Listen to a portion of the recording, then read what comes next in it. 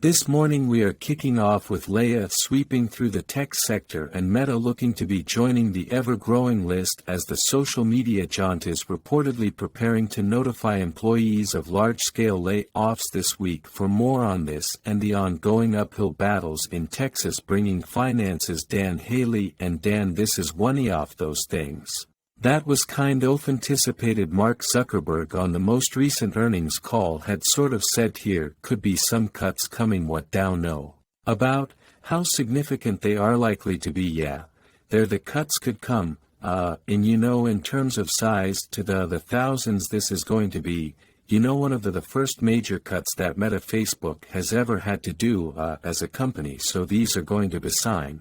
If I can't whether it's a huge number or not, it's expected to, I mean, we've been expecting it for some time based on Mark Zuckerberg's prior comments saying that they would lower expenses for the year, some offset coming through people costs, he had said, so clearly signaling that they were going to make some kind of head country reduction. To this point we don't know exactly how many people will be let go, though Meta does have a massive workforce, and really this comes down to something that other companies are dealing with, and that was just the overexpansion that they went through during the pandemic. And this kind of unchecked growth that they had, now it's coming back to bite them, and software employees now are going to suffer as a result. This also hits Meta at a time where ad sales are plummeting because companies are pulling back just out of fear of a potential recession, as well as obviously the interest rates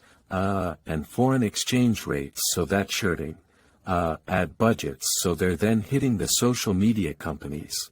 And then obviously they're also dealing with still that privacy change that Apple put into place with iOS and SOTHATs kind of hurting them as far as show they can target advertising. So those kind of two issues come together, not to mention the pivot to the metaverse, which is costing it billions of dollars to really just be a perfect storm.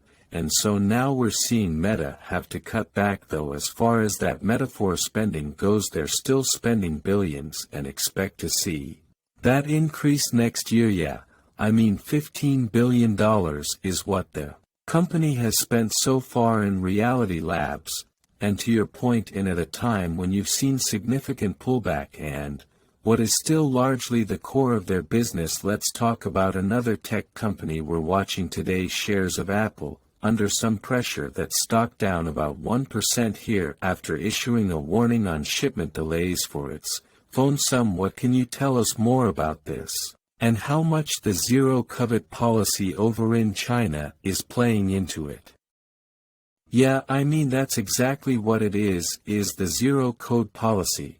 And that the workers at the factories over there were locked in, or at least in one of their most important factories, were locked in essentially as they were trying to figure out where the COVID was spreading at that plant.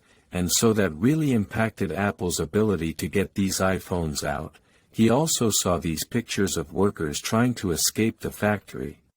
Instead of being locked in, climbing fences, running down highways, just doing anything they can to get away from it, to avoid that lockdown. So on the Apple side of things, this is obviously going to impact the number of iPhones that they have. It also is negative just because these are the Pro models that we're talking about, and for Apple, they made the Pro models more appealing, seemingly to raise average selling price of the iPhone.